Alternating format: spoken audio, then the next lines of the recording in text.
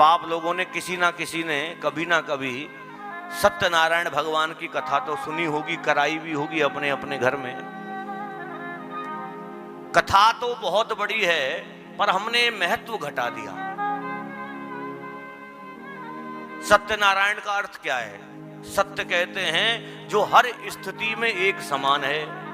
ये संसार है तब भी है, नहीं रहेगा तब भी है, हमें दिखता है तब भी है, नहीं दिखता है तब भी है। तो जो हर स्थिति में एक जैसा है उसे सत्य कहते हैं। नार कहते हैं जल को और अयण कहते हैं घर को। जो भगवान परम सत्य हैं और जिनका घर ही जल है, ऐसे हैं सत्यनारायण भगवान। तो सत्यनारायण की कथा में किसका ध्यान?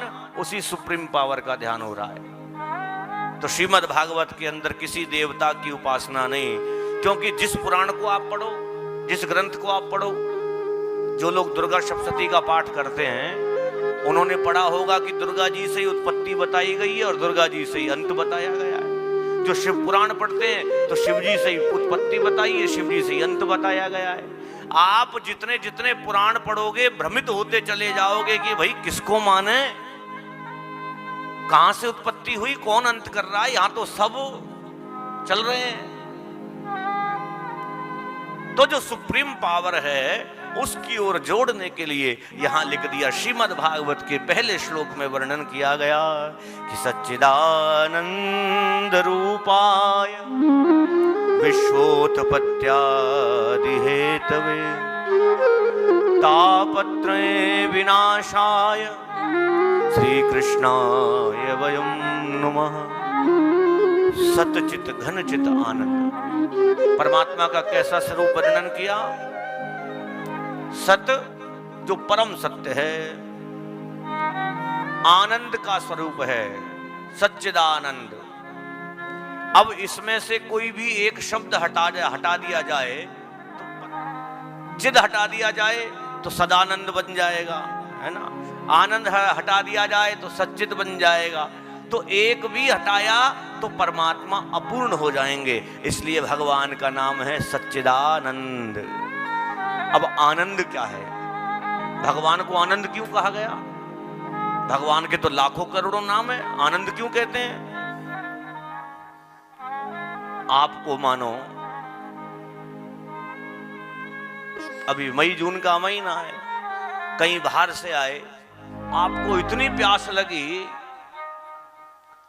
इतनी प्यास लगी, आप अपने घर पर गए या रास्ते में कोई मिल गया, उससे कहो भैया जल्दी से पानी दे दो वरना प्राण निकल जाएंगे। अब आपने पहला घूंट लिया, कोई पूछे भैया कैसा लग रहा है, कि महाराज आनंद आ गया, तृप्ति हो रही है। अब आप पानी पीते चले गए, पीते चले गए। एक समय ऐसा आएगा जहां आपसे कोई भैया और पी ले, कहे नहीं महाराज अब गुंजाइश नहीं, अब तो पेट भर गया, अब प्यास नहीं है। तो जो आनंद पहले में था वही आखिरी में होना चाहिए, नहीं था ना। आपने बढ़िया घर लिया, जीवन भर की मेहनत कमाई करके एक घर बनाया। शुरुआत में जब नया नया गृह प्रवेश करते हैं कितनी सावधानी बरतते हैं हम लोग। यहां से कोई पेंट नहीं निकल जाए, कोई बच्चा पेंसिल नहीं चला दे, कोई टाइल नहीं टूट जाए, है ना।